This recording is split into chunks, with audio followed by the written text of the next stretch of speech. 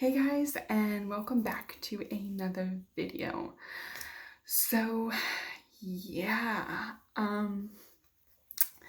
let's dive into this title of this video. So like most things back in the day, I did not handle them with grace or with much dignity. So yeah, so the midst of like all the crap I was going through with my high school stuff, I oh my god, my phone is falling. Sorry. That was very dramatic, but well, for a while I found that I was attracted to both male and female, and then everything that was happening with in high school, I didn't really, I was trying to move on with my life come the end of high school, and there was just a lot to sort out and go through. And, I did realize that I was bisexual.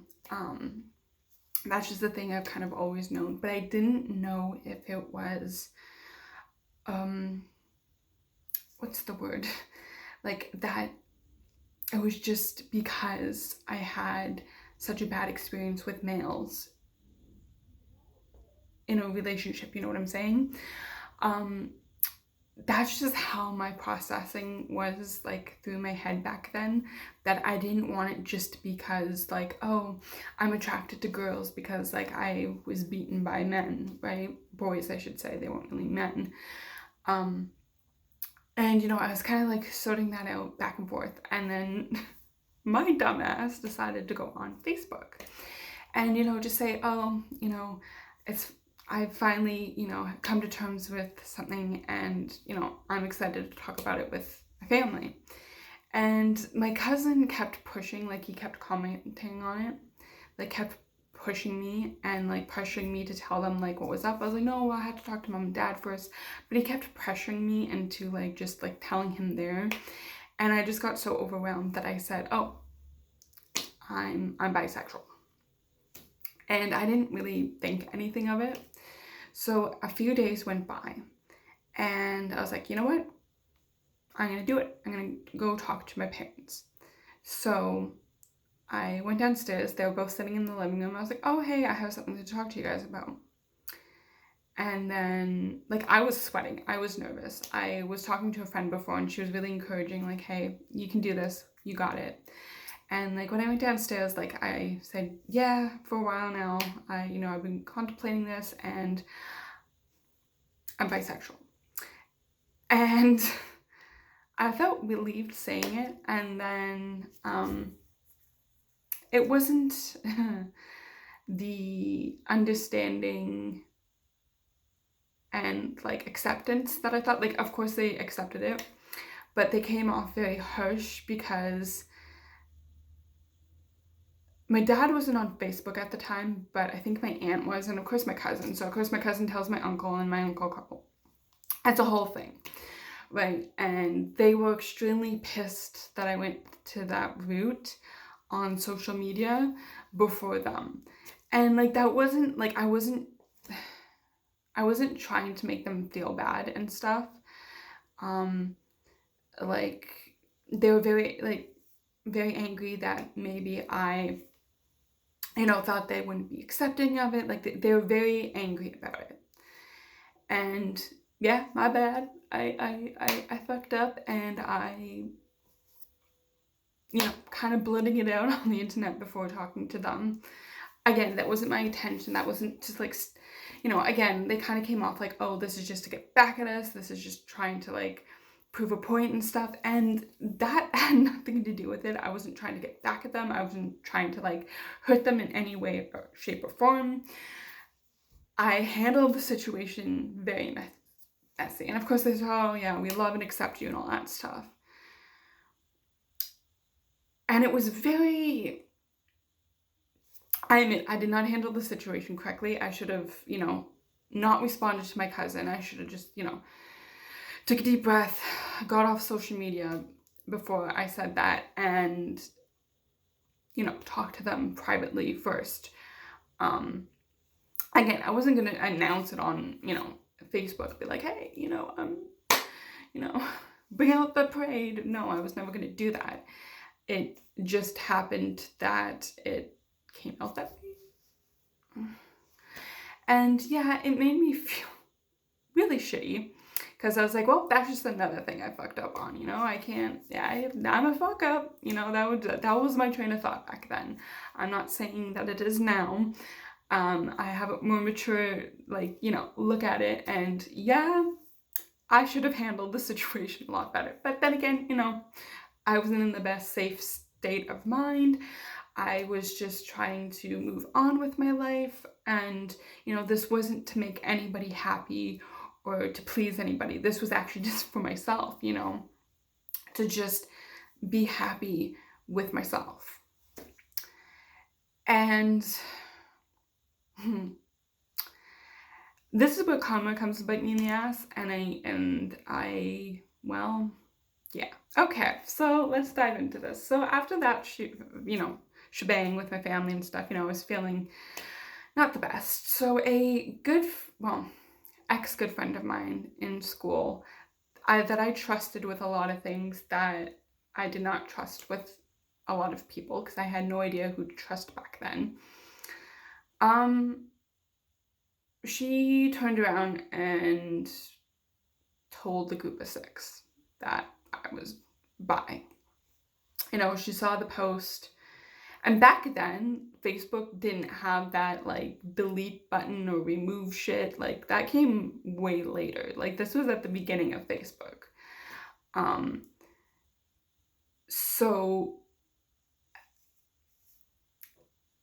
it got out. The group of 6 found out, and that made my life a living hell. It didn't help that I made the decision to cut off my hair, for multiple reasons. I touched on this. It was less things for them to pull on, to hurt me. Also, I had really bad eczema, super bad, because of all the stress and stuff. Not it's pretty bad on my hands still, but anyways. So it was really bad on the back of my neck, and it was just terrible with hair. So it just made it a lot easier and safer for me to just cut it off and start fresh, and so it wouldn't get infected because of all the oils and stuff in my hair. And also because I was wearing a chef cap at the time, and it was just a lot easier. And of course that bit me in the ass, too. So to I was labeled a butchy lesbo, and that was my title near the end of high school, that the group of 6 loved to shout out in front of the classroom. And I was just, it was not a good mixture of anything. And that played off with they would tease me in class in front of students, teachers. They did not give two shits. They would just call me, a big lesbo, that I was butch, that I was, since I couldn't please the men in my life, I was trying to please women now. It was very oh, now you can be a sex slave for both us and our girlfriends. It was very inappropriate. And again, they would, degrade me in front of the class. And there was one time we were in the library. Again, this was when we had a no contact order. And I know I talk a lot about that contact order, and I'm going to do a separate video on that. And so they decided to put 2 co-op classes together. So I touched on this. Co-op is when you have a class and then you go out into the work environment and do a job. Basically, you don't get paid. It's just work experience. So they decided to put 2 co-op classes together because they were both small. And of course, the 6 were there. And our classroom at the time was the library. So we were sitting there studying, and because this was also a college class too, so like we could catch up on college work, get extra help if we needed it from the teachers. And like I just remember sitting there, trying to, just stay in my bubble, stay in our like college co-op bubble, and we were just like passing notes back and forth and just figuring it out, saying, oh yeah, okay, let's just go. And then all of a sudden I hear Jess. I was like, hello, yes, hi. And it was a teacher. So and so, the one of my abusers needs a textbook. Okay, get it for him. Huh? Yeah, it's right next to you. Go get it. I'm like, I have a no contact order. Like, just go get it. Give it to him. I'm like, what the fuck? So get it. Because she's like, if you don't, you're suspended. That's basically what they use. They're like, if you don't do what we say, we're going to suspend you. And you lose your scholarship. So, stood up, went over, and they were laughing and snickering. They're like, oh, here comes the lesbo cunt. Come give daddy a big kiss. I was like, oh. Like, what? No. Oh, take your textbook and go. Like, leave me alone. And they're like, oh, you're so butch now. Like, nobody's gonna love you.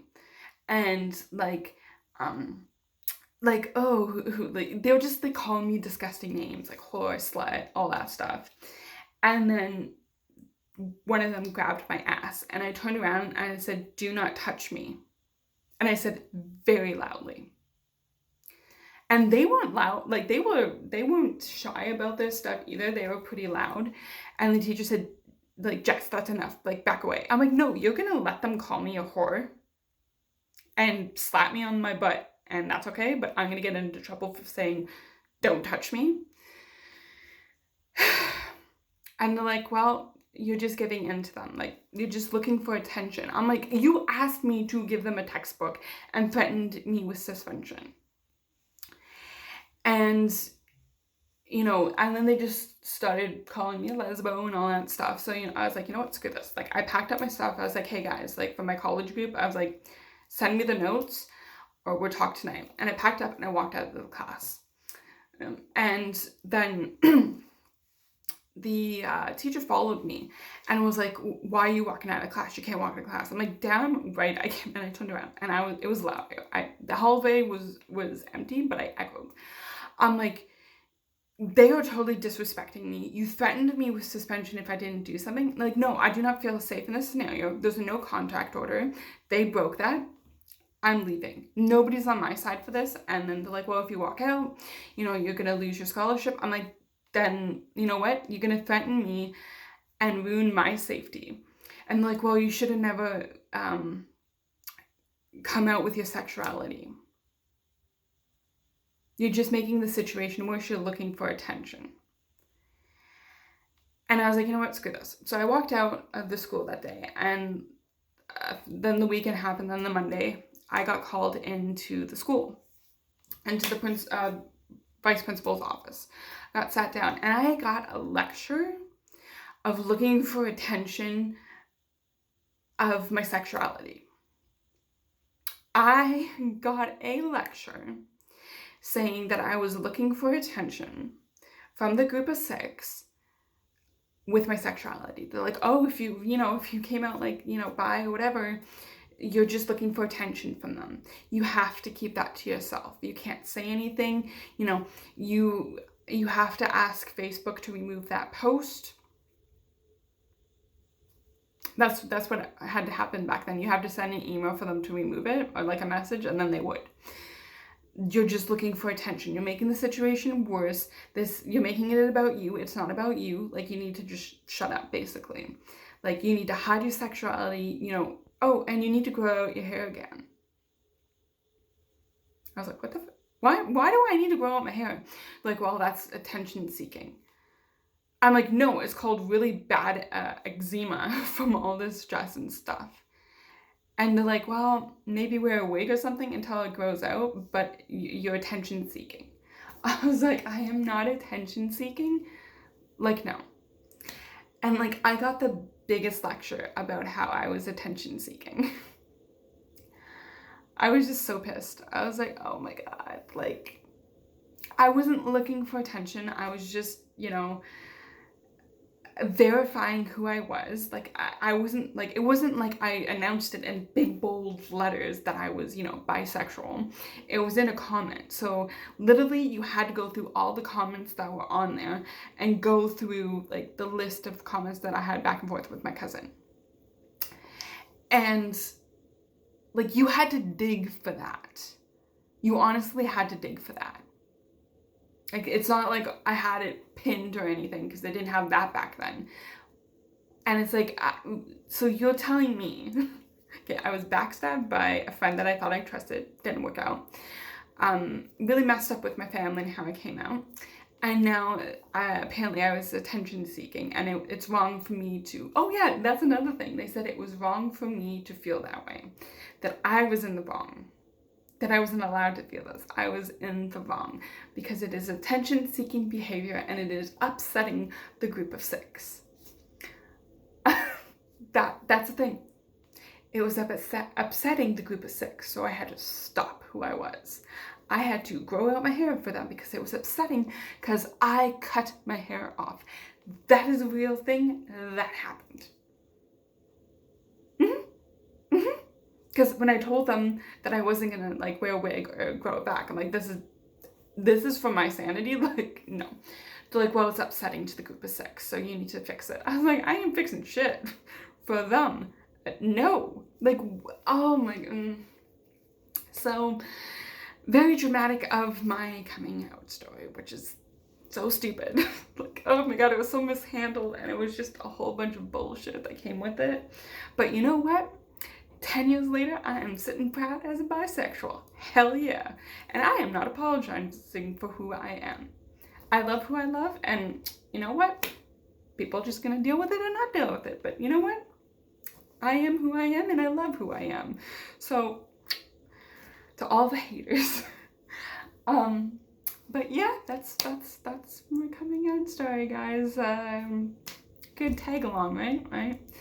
So, to finish off this video, like I said a few videos, I filmed the special video, and there's a few things that I have to change. So I'm gonna do that and then refilm it, and then hopefully it'll be out. This isn't me trying to drag shit on. Like, I hate when people do that. This is just me when life just gets in the way and it just, you know, yeah. But anyways, guys, in the meantime, I'm actually gonna do a video about the no contact order, because that's a whole actual thing. Like, I've like glazed over it. I want to go into more detail and explain how it actually all played out and what it entitled. And I might even look up to see if I still have that, because I think I might have that still. I have to go to storage, but you know, I'll look and I'll see, and yeah, I'll fill you guys in on that and explain the whole shebang, how that went and failed. But anyways, guys, remember, never give up, always keep fighting. You're enough, and you are very much loved. Until the next video, I love you guys.